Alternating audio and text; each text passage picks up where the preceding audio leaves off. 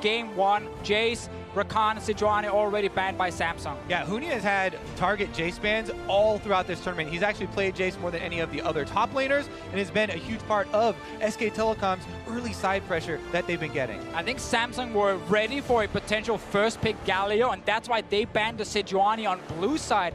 SKT, of course, removing Kalista as well. Yeah, Janna here is the obvious one that has not gone through, though, and Samsung will be very happy to pick this one up. Janna has been a champion that every single team in this meta has been so happy to build a composition around. Now, we, Kobe, were talking a lot about Varus as a key pick here because Samsung has focused so much on having that strong bot lane. Yeah, we watched the VODs of their match versus Team WE, and it was all about Ruler getting this pick so early on that they were able to have bottom lane control and then bring in the other parts, the top lane of the Shen pick or the mid lane from the Galio to play around that bottom lane and get snowballing. And Quickshot talked to Koma before the games. We saw it in the pre-show. Koma said they need to find a way to stop Samsung's bot lane from winning early on. That is why they picked the Varus so early here for Bang, to try and make sure he's not losing the bottom lane. But I like the Xayah pick here from Samsung and the Malzahar. Early priority on Malzahar. You'd expect Jarvan based in the tier list to match up the jungle against Peanut here. They're not going for it. Yeah, exactly. Samsung are not a big Jarvan team. Ambition is not a big fan of it. They don't really play top lane either at the moment. So they let it go, and normally they like Kha'Zix or Lee Sin instead of the Jarvan. And it's very interesting that they're willing to early pick this Malzahar for a Crown, because Crown has been a huge discussion point for Samsung Galaxy this year. Whereas you remember back to last year in the finals, Crown was one of the best players on the team and a huge part of trying to take down Faker. He even got the solo kill on Faker in game number 1. But Malzahar is this champion. You're not looking for solo kills. You're looking even at a CS deficit early on and being more useful later. And you bring engage for your team, which is really good against split pushers like Huni. If you can always force a fight in the mid to late game, Huni has to TP in and join, and his split pushing days are over. SKT, though, they actually removed the Jarvan here, so Ambition can still go for either Kha'Zix or Lee Sin as one of his preferred choices in the jungle. I like the Syndra ban. Again, if we're seeing a lot of top lane bans as well, Gnar really comes to the forefront of my mind. Because they've already banned out the Jace, this is a very possible blind pick. Everybody willing to play this champion into any other matchups besides the Jace, and with the Shen also being banned out, it does look like that will be a split push advantage. We're probably going to get the cannon here coming in from Cuvee. That is normally the answer to Gnar up in the top lane. His answer. Almost no one else plays it, Well, but his answer it's then. what he does. AP Ken. He's the meta now. And He is. There's a reason for that, because to me it is a very risky answer. Yes, AP Kennen can have some team fight interactions here, but especially just 1v1 with the Gnar, jungler advantage means a huge amount in that matchup, and these top laners have not gotten a lot of jungler intervention.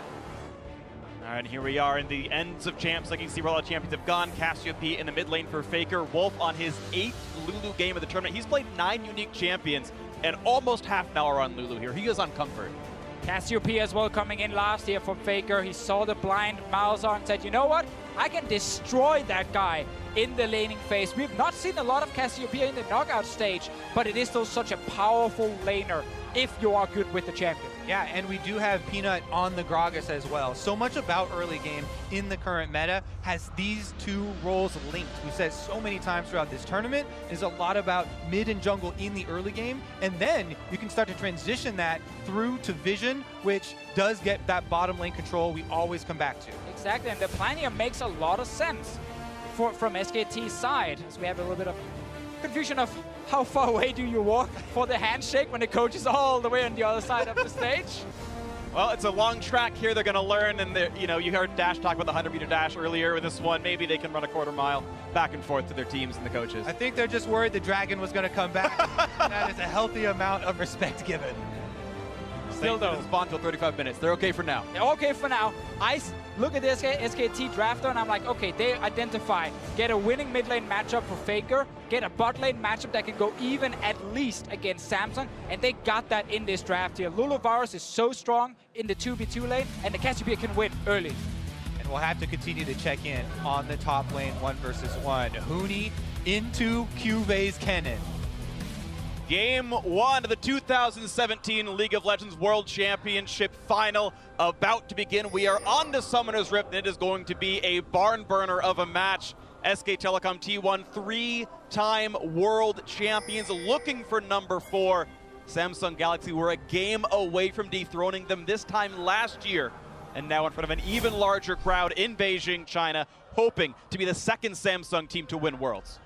In order to do that, they are definitely going to have to deal with this mid lane. Faker on Cassiopeia is one of the player and champion combinations that have been the most brutal for the opposing mid laner. Crown now is going to have a lot of defensive work to do. Cassiopeia can take off the shield very easily with the spammability of her spells and then continue to punish him because Malzahar, very few options for trading early on. That's also where I get a little bit scared when I see Ambition on Zac, because Zac's early game is not very good either. It's not a strong 2v2 fight around the mid lane from Samsung until later in the game. They definitely need a Malzahar ulti and probably even more to actually beat the Cassiopeia and Gragas. So SKT will get that control they're looking for. Of note, you're seeing the bot laners very focused on keeping the marksman alive, barrier heal on both of these squads right here. One of the fun innovations, I guess we can say, about Worlds so far this year. Our defense has been popular. Bot lane's been a very important lane, and keying very heavily on keeping those marksmen alive in the team fights. Ruler and Bang have been two of the world's best for quite a long time. We'll see how much they can put in this game. And with Peanut getting the leash on top side, starting red and heading downward, Bang and Wolf get the early control of this bottom side. You can see the first thing that Wolf goes for is the brush control on the side lane to try and threaten Ruler there. And he did miss the last hits, so the early gold advantage over to the Varus lane here with Lulu on the brush control. Everything counts in the early game. Get 20 gold. You can, but more importantly for SKT, they're trying to get that early push in their favor after Samsung comes a little bit later to the lane here. Meanwhile, though, look at mid lane. Faker's already pushing Crown to his own turret, level 1. And we talk about this matchup a little bit more in depth. Whenever we speak with any of the mid laners, the biggest frustrations with Malzahar and why we don't see him pick more frequently is the difficulty with CSing early. So the theory here for Faker, behind just shoving the wave into the turret, is that Malzahar already isn't able to get those last hits, and it makes it even more difficult as the turret shots are coming through. But that being said, Crown actually doing okay getting those last hits. And then we have to add on that Malzahar's damage in the early game before his ulti is ready is not very high. It's easy for Cassiopeia to kill the small voidlings and then simply out-trade Crown.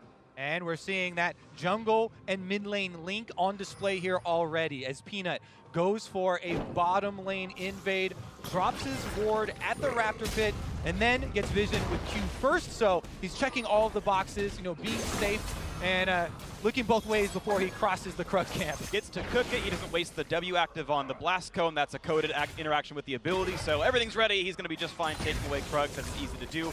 Ambition on his first recall should have enough for the Poacher's Knife. And now we're going to see CoreJJ sees him and pushes them back over the wall. All right, Peanut will be safe for now. Now, a big thing about Samsung in the knockout stage of Worlds was they tried to play more for the early and mid game. They stopped playing just for late game team fights, and it was so focused around strong bot lanes. Because then Ambition will play bottom side. See what happens mid first, though, because Peanut is on his way.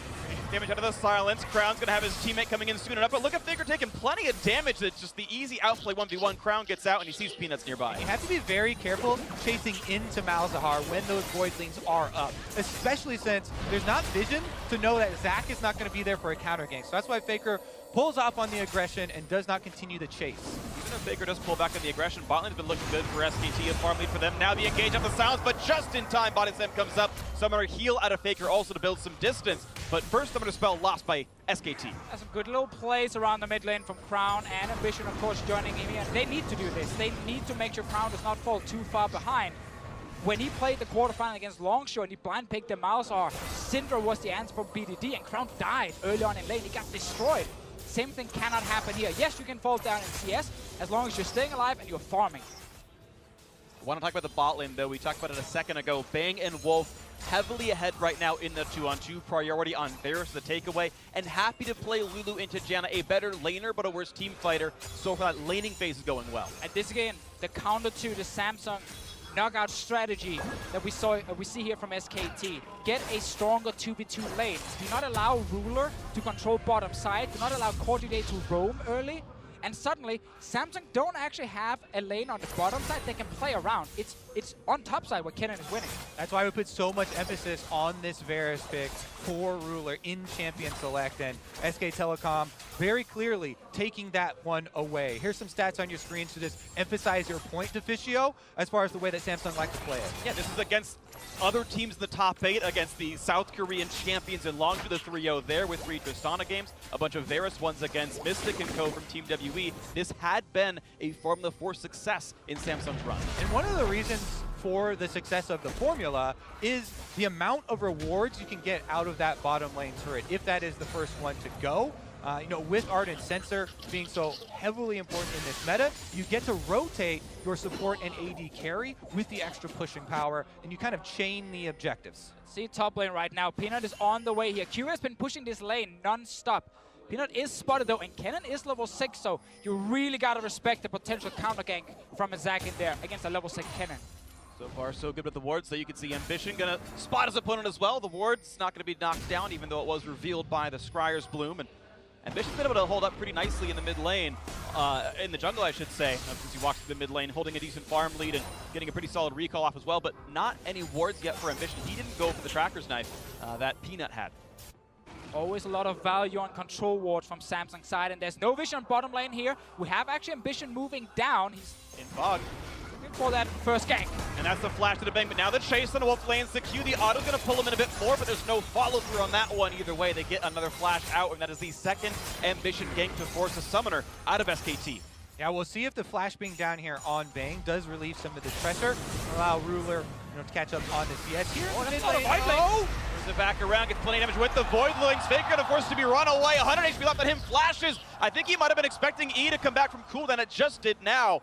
And as Faker now out of summoners in the mid lane. Yeah, there were so many small voidings just hitting him right there, setting up a great ulti from Crown. And again, this is so important for Samsung. The Crown is not losing lane. You have to watch the cascading effect of the aggression here. There are 2 summoner spells down on SK Telecom, the 2 most important ones of the flashes for their carries. In addition, actually, Faker's heal still not back up from the earlier visit, so Samsung do have this opening, and they will be looking to punish these carries. We have to remember here, Mauser only gets better the longer we get into the game. Now the ulti is available from his side after level 6, and suddenly he's quite a threat when he's roaming around, and his damage gets much, much better in the late game. You talk about threats roaming around. I want to key into Wolf really quickly. Part of the bot lane lead is not just the CS that Bang has got, but because of the push lead, Portage has not been able to grab all the coins. Actually, Wolf has earned several hundred more gold so far because of lane dominance. Yeah, people talk about how broken the coin is and how effective the item is. A lot of it does hinge on actually picking up the gold that's sitting on the ground.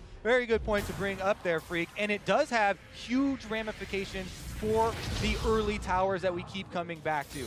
Building that Ardent Sensor and being the first one to complete it greatly accelerates that confrontation. And we talked about how SKT tried to counter the Samsung strategy of having a strong bot lane with this Lulu Varus. Well, on the top side, Cuvée right now with the counter pick is doing extremely well, and look at that. He's actually not rushing towards AP Kennen. He's building AD with fervor of battle. He's trying to become a pure split pusher to keep Huni down. Yeah, this has been something that's incredibly important and highly and hotly debated here for these 2 top laners, because they have been the 2 most successful, but very different. As I said on the analyst test, Cuvée has had the tendency to join the team for team play so much more often than Huni throughout this tournament. But now, as you said, without going the AP build here for Kennen, he would want to keep that pressure in the side lane. Exactly. AP Kennen is much stronger when he joins team fights compared to AD Kennen, who's a pure, like, stay in your side lane and win it. And Huni had the chance to counterpick top. They could have locked in Cassiopeia earlier. They already knew it was Malzahar mid lane, but they wanted the Gnar so badly. Maybe because Huni didn't feel like he had a good answer to it in case Cuvée picked it. Well, maybe because of the tendencies of these players, they have been able to pull off a little bit of a bait here. There's nothing saying that Huni has to continue with the other way. Gnar very clearly could still join the rest of the team, and SK Telecom can pull off a very big combo with the Cassiopeia Progress and Gnar. It just forces SKT to play differently, because Huni has been playing for himself, for his lane, all tournament long. It forces him now to play with the team instead. Use your TP on the bottom side. Join the big team fights. We know he can do it on the Gnar. We've seen it before from him. It's just a different style we see in this first game from both teams. And it's fun to see. I actually respect the hell out of what Samsung did right here, which is to still play things in Kuve's wheelhouse and a style they're pretty comfortable with, but force Huni into a play style that he hasn't shown nearly as much strength with. He's always on the Jace and the split pushers, and if he does that, he will lose the game for the team. I like what Kuve and Samsung Galaxy have done here with this. And we have to see if the confidence Huni got from the Game 5 against RNG, where he was on the Gnar, where he made the big engage after the Drake went down and SKT won that game. He needs to do the same in this first game here against Samsung. Let's talk a little bit more about Huni because there's an immense amount of pressure on his shoulders. SK Telecom replace a couple of players every single year. Often the top lane and the jungle, have these rotations, and there's so much, history that he has to fill in. The shoes are very big here for Huni, and we've seen how much pressure and how much focus has been given to him here. Now, on the biggest stage that he has ever played in, will he be able to step up for the organization?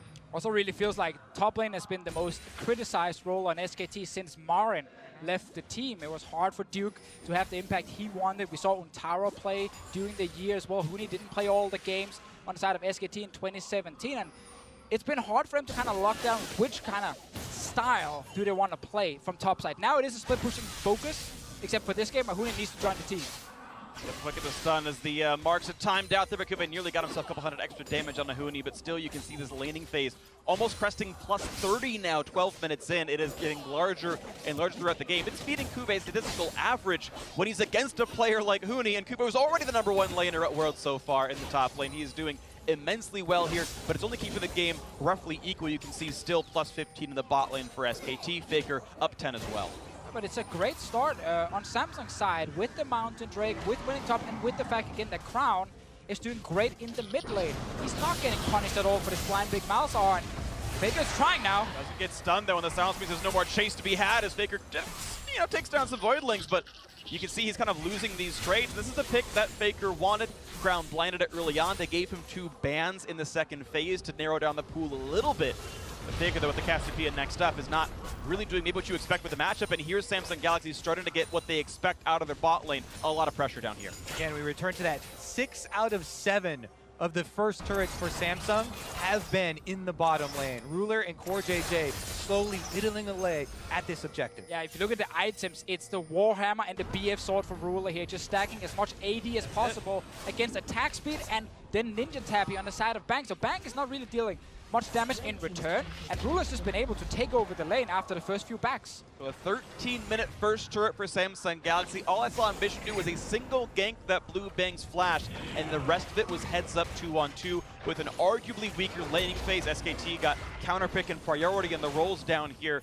So far, step 1, good for Samsung Galaxy. So much so that Ambition even gets to move in and take away the blue buff here as SK Telecom are just bleeding control of the map. What this then allows Samsung to do is rotate their bottom lane over to the mid lane and actually have the ability to push in Faker himself. Yeah, Faker is trying to actually be more proactive in his lane, so QSS comes in early to use it against Crown's ulti and try and see if he can actually win the 1v1, but the 1v1 are kind of gone now because the first tower is already dead. The map is wide open. Everyone is going to start roaming around, and Faker probably won't get an easy chance to just duel Crown.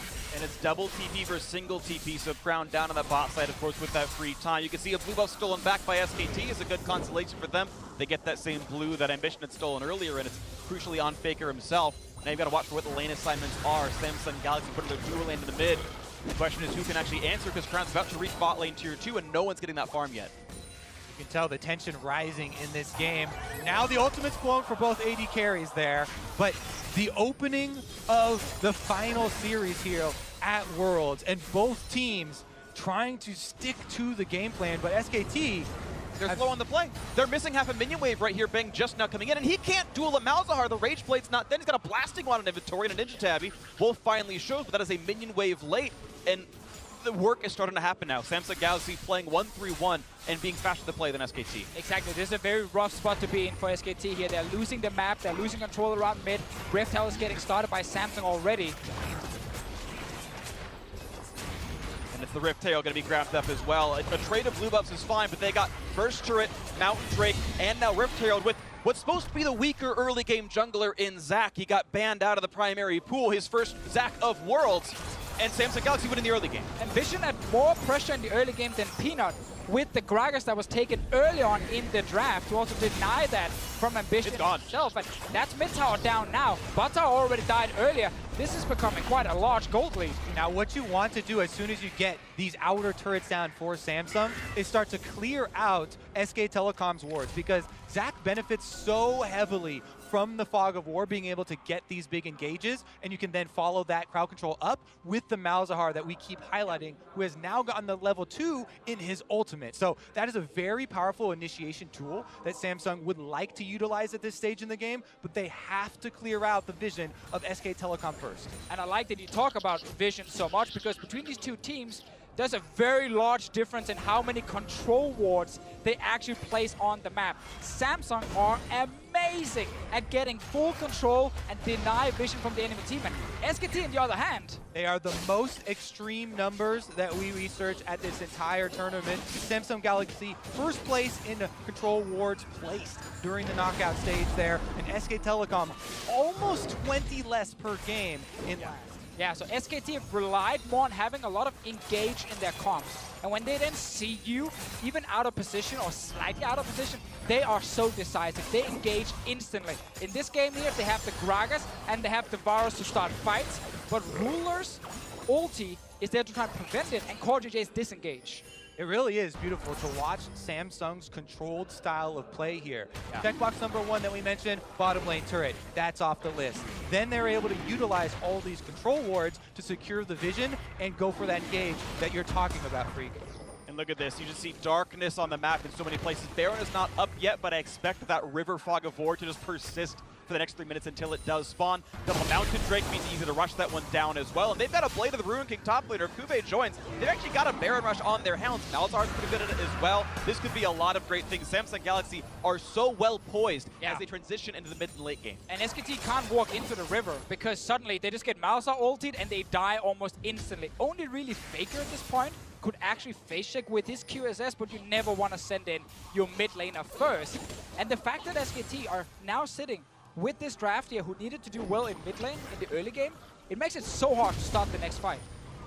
I think that we should actually toggle SK Telecom's point of view at this point with the Fog of War, just to really illustrate how Samsung get this stranglehold. And SK Telecom, even though they're known for making so many big comebacks, look how difficult that would be to mount at this point. It's like they don't even have wards on the map at all, and they have 2 sights for the team, one from Lulu, one from Gragas. All 5 can buy control wards. Bang just picks up one now, but it has been darkness for so long on Samsung. Yeah, and every time Samsung goes back to base, I want everyone to look at the inventory. And you just see so many control wards, except for Kuve, but he's going back to base now. Exactly, that's the point. I was bringing it up. He's recalling. Jorm's Fist and a control ward! There we go, 5 control wards once again from Samsung, and it makes it so difficult to play against them if you can't force team fights. SKT at the moment are normally very good at catching some waves in the side lanes, slow push them out, and then go back to group as 4 to 5 members and look for the big team fight. But at the moment, they're just so far behind. Big team fight might be what it comes down to. SKT have had a lot of games like this throughout Worlds, especially the group stage where they had gone 5-1, but they had to make these 10,000 gold comebacks with miracle team fights. Now shut out of the game with all 3 outer turrets gone and down everything else as well. They might need just that. And we need to look at it from SKT's point of view, because that is the more difficult scenario here. When you're lacking vision like that, you have to use numbers advantage to make your play on the map. We just saw them push heavily with 4 members on the bottom side there towards the red quadrant to take away that red buff and try and get a single turret, their first turret of this whole game, for themselves to get some sort of gold back in their pockets, but it's at a cost. Well, they will lose the top lane tower, as you mentioned here, but it is still fine to trade turrets when you're behind. You just need to get gold on your team, and the fact that Peanut was around bottom side, it meant that Kuve couldn't step in and defend against Faker. He had to just back away. At a very small point, there was no local gold picked up for top lane 2-2. We saw Ambition only get 125, so it's almost like you traded a turret for half a turret. The map control obviously is still great for Samsung Galaxy. They can now heavily push in top lane, and this makes it even easier to play for Baron because there's one less bastion of strength near that all-important objective that SKT can use. It's still SK Telecom. And SK Telecom's legend, though. They always talk about how no matter how much gold they're down, no matter how much of the map they've lost control of, they never quite feel like they're actually going to lose the game.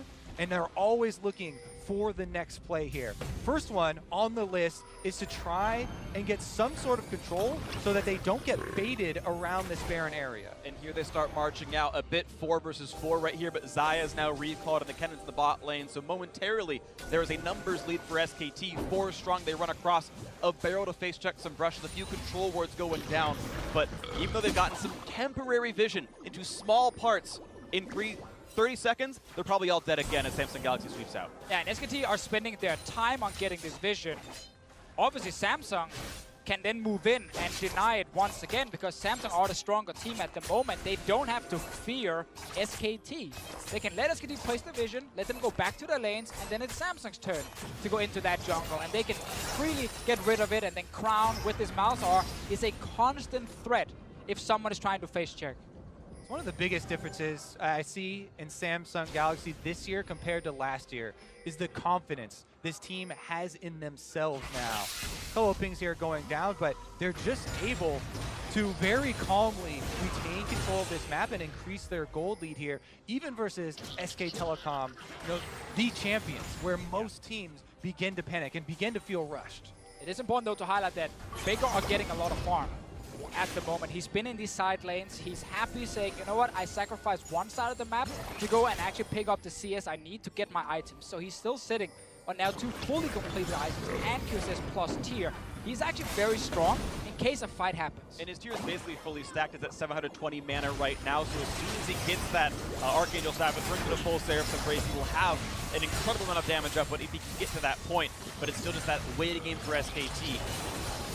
And the timings are working against him right now. Huni has just gone exhausted on Gnar. That means that when you transform from Mega back to Mini, there's a delay before you can build Rage back up and have the threat of the initiation. While during that time, Cube gets a full 30 seconds on the minion wave on the bottom side here and will press it up to the turret. This is what we talked about earlier, how Huni needs to actually abandon the side lane and go join his team.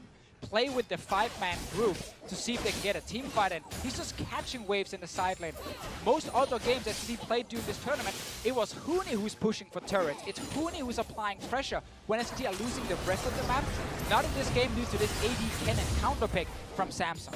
Nice little smite by Peanut, gets a little bit of gold for himself. 62 for the Giant, but here comes the play. They know smite was used. Peanut, though, had a second charge available. It'll be up soon enough as they get the first and only blue trinket out of Bang. Remember that this is a Samsung Galaxy backed by 2 Mountain Drakes and a 3rd one is on the way. Yeah. They don't have to rush at that Baron right there. They're just poking around for the cooldown.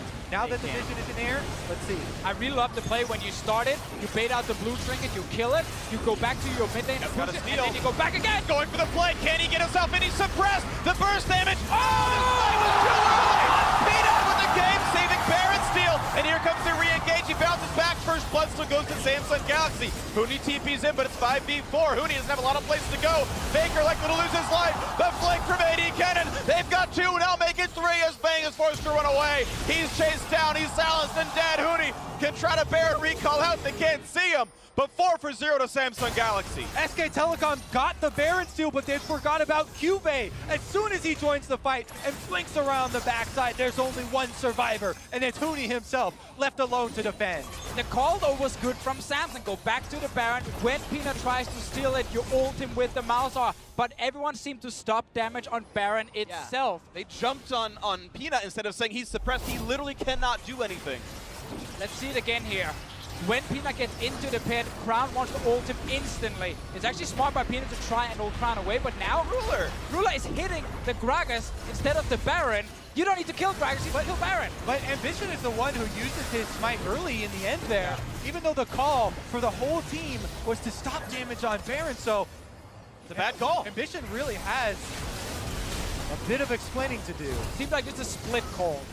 Do you kill the Gragas and then the Baron, or do you suppress the Gragas and kill the Baron?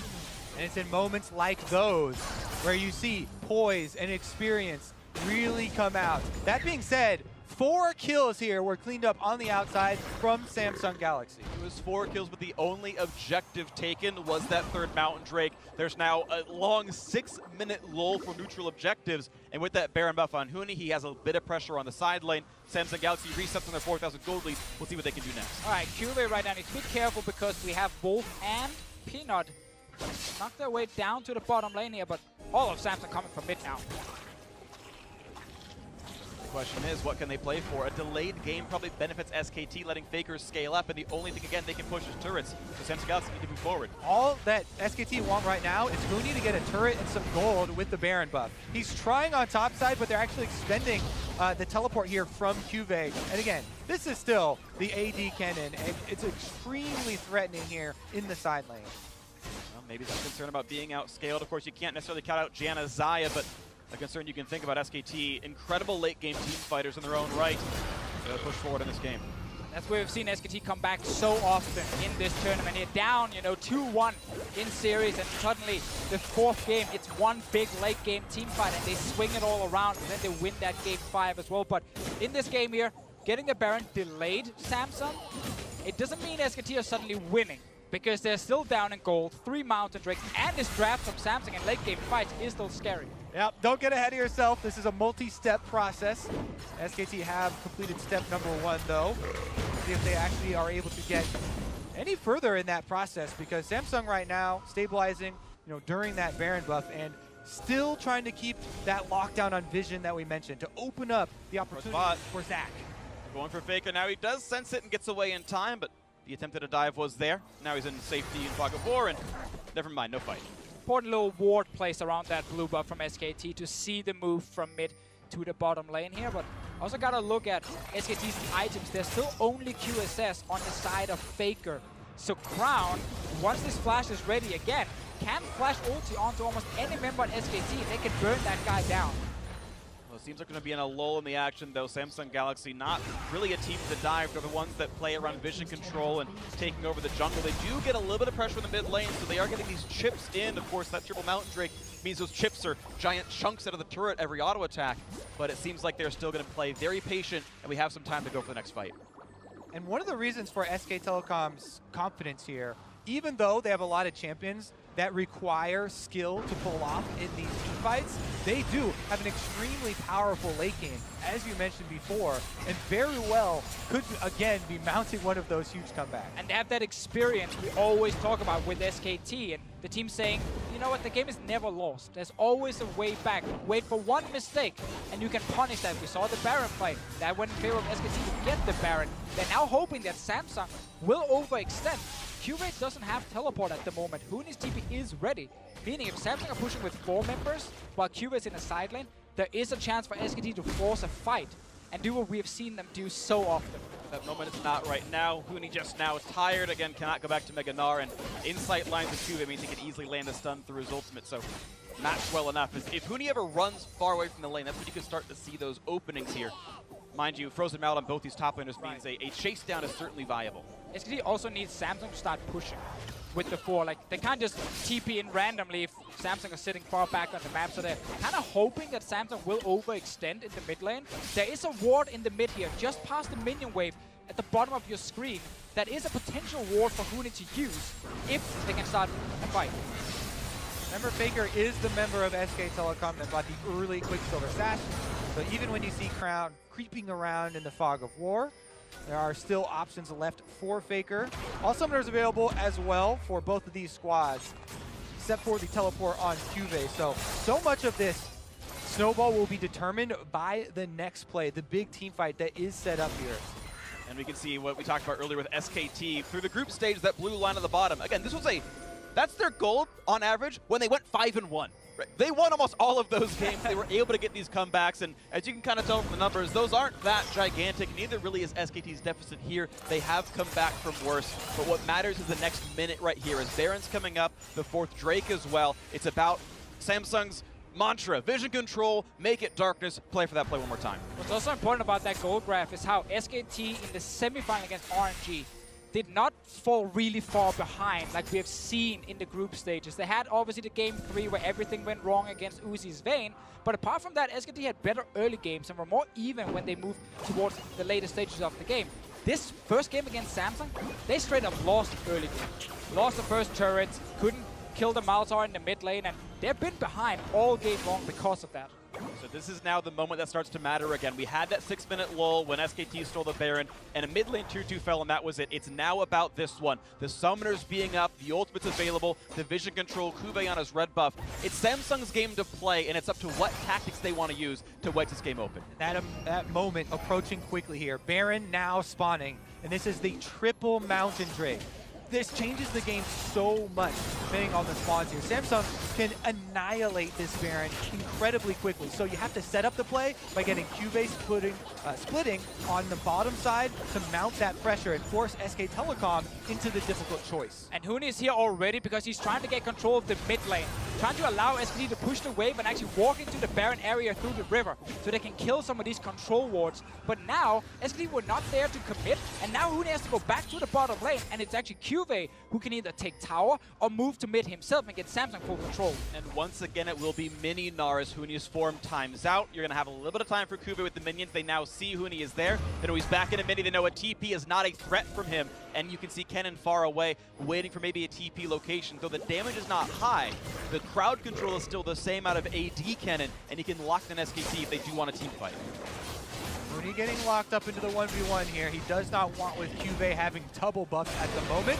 And Samsung apply the pressure. It's so fast. Damage up, but not even a chance. They played the vision. They pushed the team away. There was no TP flank to be had. Well played, Samsung Galaxy. It's such a great setup. You get full control of top lane and mid lane where you have the minions pushing for you. So the enemy team can't walk into the river. They can only show up behind the Baron. But we saw Samsung right there have the vision control, burn down the Baron with 3 Mountain Drakes, and SKT, they cannot react. And suddenly, we sit with Samsung's Mountain Drake and Baron buff. They're now looking for that inhib. I want to see really quickly the dregs of the SKT vision, because obviously they had no chance at all of checking it, and you can see just how deep their wards even were. They saw their own red buff, and that was it. Any of those brushes could have had Schrodinger's Malzahar in it, and it would have been a dead to anyone but Faker if they had base checked it. Still only one QSS on the side of SKT. Yeah, as Malzahar, very often, especially late game, the better option to just ultimate the front line, get your percentage damage down, and make sure that you're safe as far as the tank-to-tank battle. Try and work your way through. And Ruler's big, keep in mind, he's at 70% crit Infinity Edge, and he will melt through this front line. His individual gold lead is 5,000 over pretty much any of the tanks of SKT, and that's Peanut, who went Merc Treads, which doesn't defend, and also going for Night Sky, which is not a good self-defensive item either. Mid lane now under fire, another turret fall. They burn it down so fast, and Samsung right now are not looking for big team fights. They're playing the map. It's only 4 kills to 0, 33 minutes, and SKT not even getting a kill, and only getting 1 tower. Samsung Galaxy have worked their entire year to get back to this moment. Their rematch with SK Telecom, and they're opening it with a very confident game number 1 here. Moments away from cracking the inhibitors. They're making a statement in the first game. They're not afraid of SKT drafting a bit more for the early game. They're fine blind picking a Malzahar as well. And they're not giving SKT any chance to engage these fights here. Ruler, with his ulti on Zaya, is so confident in the front line. Bang is trying now. Going for the damage on Ambition. The tank, though, still at 1,500 health. Ambition rich enough. He's actually got about as much as Bang does individually gold-wise, and there's just no play to be had. We saw Bang toss the ulti out, couldn't find anything with it, and back we are now in mid-lane siege. Zaya, Janna is just so incredibly safe because of the ultimates of these 2 champions and the answers that they have for any sort of SK Telecom threat that tries to get back there to deal with that damage source. You talk about the gold leads on him, Freak. It's absolutely insane, the difference he can put out. And SKT almost feel like their only option is go after the split pusher instead. They slowed down. He doesn't have a lot of ways out of this one. Finds it! some time. Look for Huni. Can't quite get him. The shields are in time for Wolf, the redemption as well. The top lane still being attacked. That turret down to half HP. Ruler still feels safe, no longer blocked down by the miasma of Cassiopeia, and now another inhibitor has been made open for Samsung Galaxy. It's the perfect game for Samsung to get all these Mountain Drakes because, again, they're playing the map. They're constantly pulling SKT around to multiple lanes. This cannon here can take down a tower. We've seen Ruler multiple times now just stand in the front, hit the tower a few times, and it dies so fast. Yeah, Samsung Galaxy love risk-free gameplay. Not overstaying here for the second inhibitor, backing off as soon as that one is complete, and Cuvée gets to pick up the Ocean Drake. Also very important if we look back at how SKT have been winning a lot of games through Faker. It's been when he's been on champions that has some global. Talia, Galio, champions where you can impact multiple lanes at the same time. The Cassiopeia cannot do that. That's focused on you winning your lane in mid, and that is what Samsung were looking for. So Faker is suddenly not bot, top, and mid at the same time. It is truly something to highlight in this matchup. Even though SK Telecom have Faker, the greatest player of all time, the brightest star, Samsung Galaxy pride themselves most on their team play and their coordination. And it doesn't matter if you're the greatest player in the world if you never get to fight anyone. If you never actually get to use your mechanics and your skills, because the team you're playing against are like, yeah, no, we don't need to fight you, we just run around you. And of course, Ambition has, I think, cleanly out-juggled Peanut so far in this game. Torja J and the rest of the squad have had better vision control than SKT as well. And that Samsung Galaxy style, the one they brought to Worlds, perfected throughout these years. They're going to play in the top jungle, not going to find that one as Ambition gets away with quick reflexes and walks away from the barrel. The Siege can continue top lane.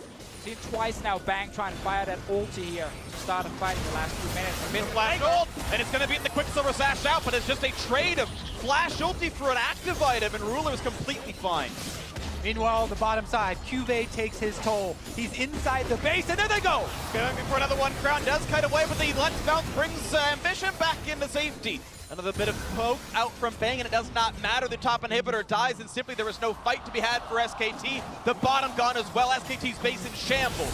And the fight continues as Bang now forced back away. Ruler safe enough. Kites away from Faker. Good damage here. Gets the knockup. A bit of healing as well. The barrier pop of Faker. Almost gets himself the solo kill. Now forced to run away, but kites forward. Gets away from the knockup. Gets rooted in, and Crown gets himself that kill in the mid lane. 5-0 in the game as they keep pushing forward, super minions in tow. Samsung Galaxy only give up one turret this entire game and absolutely dominate SK Telecom. A complete domination to this one. They look for a couple more kills to pad the stats, but there is no way back in this one for SKT. The slicing maelstrom in there. 7-0 in the game. 2 more to go. Samsung Galaxy strike down SKT in the first. Almost a perfect game opener from Samsung Galaxy. What a resounding statement here they've made. And it all starts in the early game. SKT try and counter the Samsung strategy. They try and pick a strong bot lane that can win. They try and pick a strong counter pick in mid that can win. Beat Crown, get Faker ahead so he can take over the game. But SKT got outplayed in the early game in this first one here. During LCK in the summer this year, every time that these two teams had matched up previously and Ruler had Varus, they won. Every time he did not have Varus, they lost.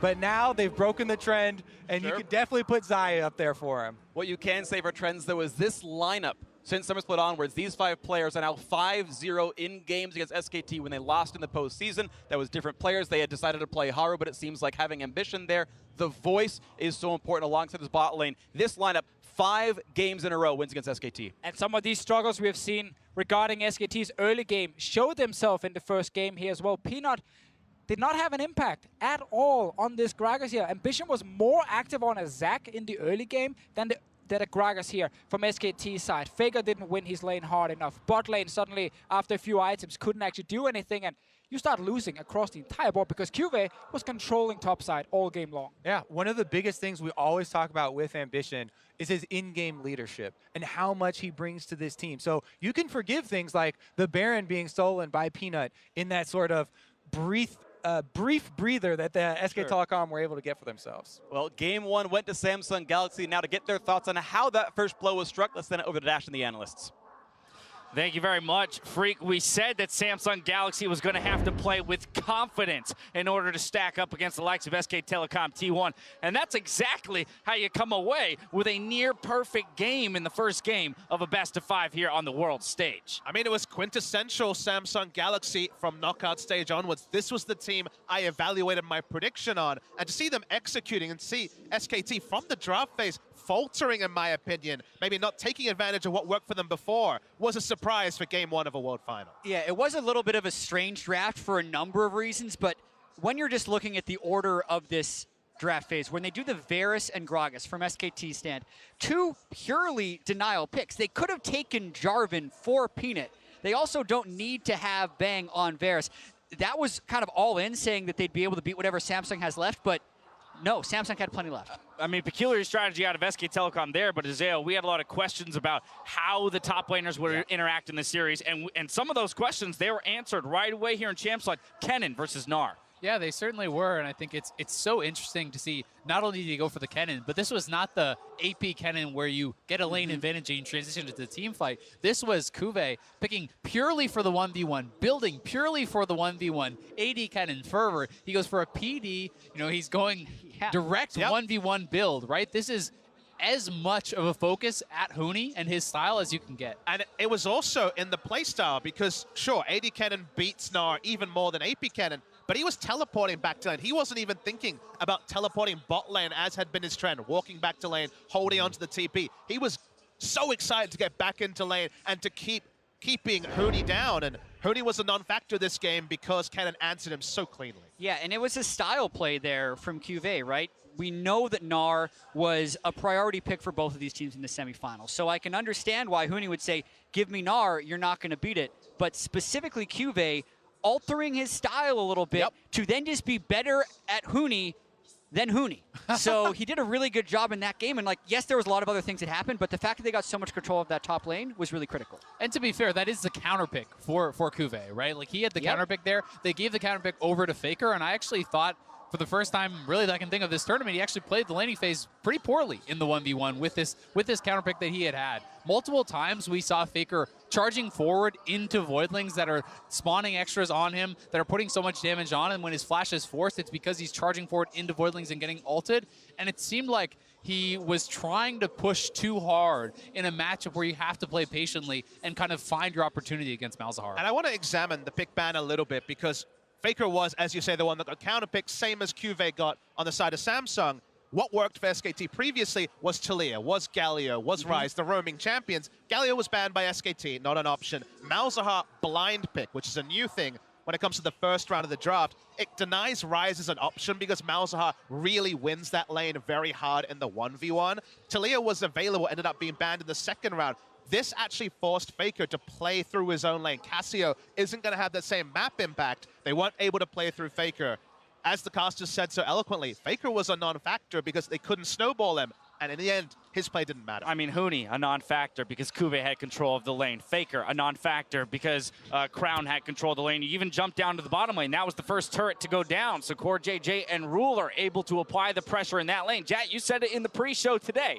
There is a world in which Samsung just distills their strategy down to get pushing lanes and pressure the map to a victory. There were only 5 kills in this game total, and all of them on the side of Samsung Galaxy. And there I think you have to give some credit to Ambition because it actually was SKT with the push early on who were doing pretty well in the 2v2. Ambition comes down, he forces Varus' flash, and then that means you no longer get to push. It almost felt like we were watching a rerun of the breakdown when it talked about Samsung Galaxy winning with no kills. Because I noted down at 20 minutes into the game, Samsung had an over 3,000 gold lead. There had been no kills. Ambition hadn't even used his ult once in the game. It was about as non-interactive as can be. But we were all sitting there from 10 minutes onwards being like, feeling the raising dread that you have to imagine SKT was feeling because it was one-way traffic. There were only 5 kills in the game. 4 of them came in one team fight. This one around the Baron. A scary moment for Samsung Galaxy as Peanut comes up with the Baron steal. But this will be our Acer Predator replay for game 1. Gotta point out that Crown suppresses Peanut, so he can't smite while he is suppressed.